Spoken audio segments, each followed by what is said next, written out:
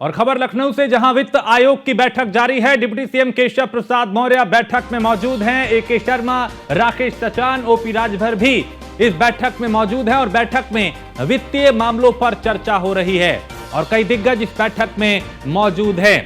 तो उप मुख्यमंत्री केशव प्रसाद मौर्य भी बैठक में मौजूद। उनके अलावा ए.के. शर्मा, राकेश सचान और ओपी राजभर भी इस बैठक में मौजूद हैं। उनके अलावा भी कई दिग्गज इस बैठक में मौजूद। तो वित्त आयोग की यह अहम बैठक, डिप्टी सीएम केशव प्रसाद मौर्य भी इस बैठक में मौजूद हैं।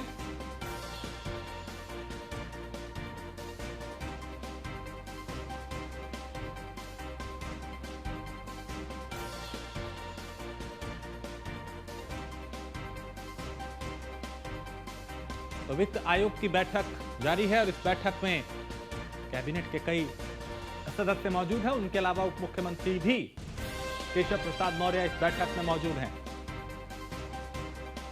तो वित्त आयोग की अहम बैठक है।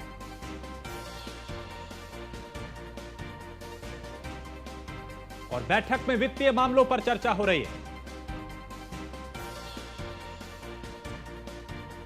वित्त आयोग की बैठक अभी जारी है। केशव प्रसाद मौर्य भी इस बैठक में मौजूद।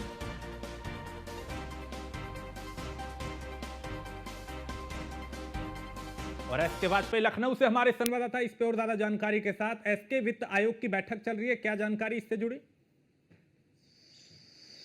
बिल्कुल निश्चित तौर पर 16वें वित्त आयोग के अध्यक्ष अरविंद पनगड़िया लखनऊ पहुंचे हैं। हालांकि उनके साथ 16वें वित्त आयोग के सदस्यों की पूरी टीम है जो कल ही लखनऊ पहुंच गई थी और आज सुबह 10 बजे से लेकर यह बैठक लगातार चल रही है। 12:30 बजे तक यह बैठक चलेगी। इस बैठक में उत्तर प्रदेश सरकार के जो आला अधिकारी हैं, खुद मुख्यमंत्री योगी आदित्यनाथ हैं, उत्तर प्रदेश के दोनों डिप्टी सीएम हैं, साथ ही साथ उत्तर प्रदेश के अपर मुख्य सचिव वित्त, अपर मुख्य सचिव मुख्यमंत्री, अपर मुख्य सचिव पंचायती राज, अपर मुख्य सचिव ग्राम विकास, अपर मुख्य सचिव जल शक्ति और अपर मुख्य सचिव जो वन है, वो सभी इस बैठक में मौजूद हैं। निश्चित तौर पर उत्तर प्रदेश के जो आला ब्यूरोक्रेसी है, जिसमें अपर मुख्य सचिव और प्रमुख सचिव स्तर के ऑफिसर्स हैं, उसके अलावा उत्तर प्रदेश के मुख्य सचिव मनोज कुमार सिंह है, वो भी इस बैठक का हिस्सा है। उत्तर प्रदेश के खाद्य उत्पादन आयुक्त भी इस बैठक में मौजूद है। निश्चित तौर पर उत्तर प्रदेश सरकार को 15वें वित्त आयोग में जो बजट मिला था और जो लक्ष्य मिले थे, उन लक्ष्यों के सापेक्ष कितना काम हुआ है उत्तर प्रदेश सरकार की तरफ से। मुख्यमंत्री योगी आदित्यनाथ उन चीजों को जो वित्त आयोग के सदस्य हैं उनके सामने उस डेटा को रख रहे हैं। हालांकि उत्तर प्रदेश सरकार ने किस तरीके से अब तक उत्तर प्रदेश में सबसे ज्यादा जीएसटी कलेक्शन किया है, उसके डेटा भी मुख्यमंत्री योगी आदित्यनाथ की तरफ से शेयर किया जा रहा है।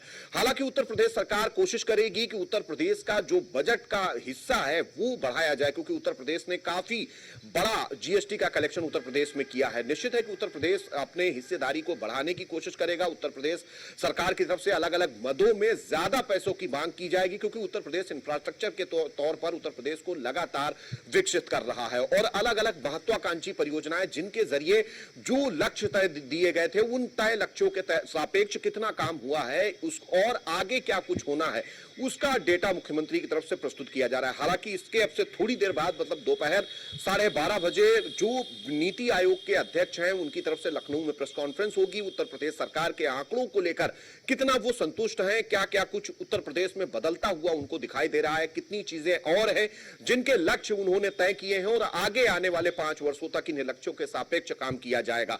इन बहुत सारे विषयों को लेकर वो अपनी बात भी रखते हुए नजर आएंगे। हालांकि उत्तर प्रदेश ने जिस तरीके से इंफ्रास्ट्रक्चर के क्षेत्र में काम किया है, नागरिक उड्डयन के क्षेत्र में काम किया है, साथ ही साथ जो सड़क और रोड इंफ्रास्ट्रक्चर है उसको मजबूत करने का काम किया है।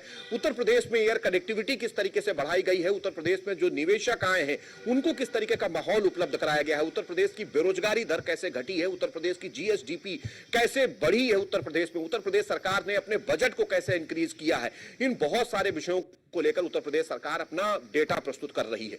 निश्चित है कि सारे डेटा के बाद आगे लक्ष्य तय होंगे, वो महत्वाकांक्षी परियोजनाएं तय होंगी जिससे कि ज्यादा से ज्यादा लोगों तक उसका लाभ पहुंचाया जा सके और उत्तर प्रदेश के ज्यादातर जो हिस्से हैं उनसे लोगों के गरीबी रेखा के जीवन स्तर को ऊपर उठाया जा सके। हालांकि इसको लेकर उत्तर प्रदेश सरकार की तरफ से जीरो पॉवर्टी जैसे अभियान भी चलाए जा रहे हैं, जिसमें उत्तर प्रदेश के सभी जो 57,000 से ज्यादा ग्राम सभाएं हैं उनमें ऐसे लोगों को चिन्हित किया जा रहा है जो कि गरीबी रेखा के नीचे जीवन यापन करते हैं, जिनके पास अपना मकान नहीं है, अपनी नौकरी नहीं है और परिवार के भरण पोषण के लिए काफी जद्दोजहद कर रहे हैं। तो ये बहुत सारे जो लक्ष्य जो नीति आयोग ने सेट किए थे उनके सापेक्ष क्या कुछ हुआ है और क्या कुछ अभी होना बाकी है, कैसे उन लक्ष्यों को प्राप्त किया जाएगा और सरकार को उसके लिए कितने और धन की आवश्यकता है जो कि नीति आयोग उत्तर प्रदेश के लिए सैंक्शन कर सकता है, जिसके बाद केंद्र सरकार उत्तर प्रदेश की इस हिस्सेदारी में आए हुए धन को रिलीज करेगी। इन बहुत सारे विषयों को लेकर यह महत्वपूर्ण बैठक मुख्यमंत्री योगी आदित्यनाथ कर रहे हैं।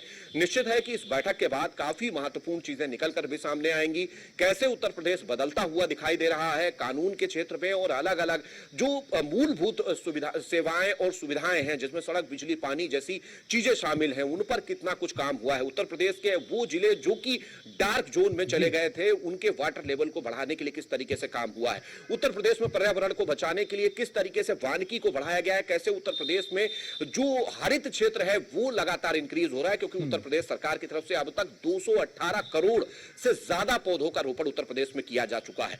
दूसरा, उत्तर प्रदेश का जो एक्सपोर्टेशन है वो कैसे बढ़ रहा है, जो कि 2016-17 में 87,000 करोड़ रुपए का हुआ करता था और इस समय 2,04,000 करोड़ के करीब में पहुंच रहा है। दूसरा, उत्तर प्रदेश की अगर हम बेरोजगारी दर की बात करें जो कि नीति आयोग के तय लक्ष्य हैं, जो कि सस्टेनेबल गोल्स हैं, उन पर किस तरीके से काम हुआ है। अगर बेरोजगारी दर देखें 2015-16 की तो उस दौरान लगभग 17% के करीब में थी, जो इस समय 3.90% के करीब में है, मतलब सीधे तौर पर 1/4 पर आ चुकी है। अगर उत्तर प्रदेश के हम जीएसडीपी की बात करें तो वो लगातार उत्तर प्रदेश में बढ़ती हुई दिखाई दे रही है। उत्तर प्रदेश की हम अगर इकोनॉमी को देखेंगे तो जो 12 लाख करोड़ रुपए 2016-17 में हुआ करती थी वो लगभग 26 लाख करोड़ रुपए पहुंच चुकी है। साथ ही साथ अगर हम उत्तर प्रदेश की प्रति व्यक्ति आय को देखेंगे तो उत्तर प्रदेश के 18 जिले ऐसे हैं जिसमें प्रति व्यक्ति आय 1 लाख और 2 लाख के बीच में है, मतलब जो आय पहले 20,000, 25,000, 50,000 तक हुआ करती थी वो 2 लाख तक पहुंच गई है।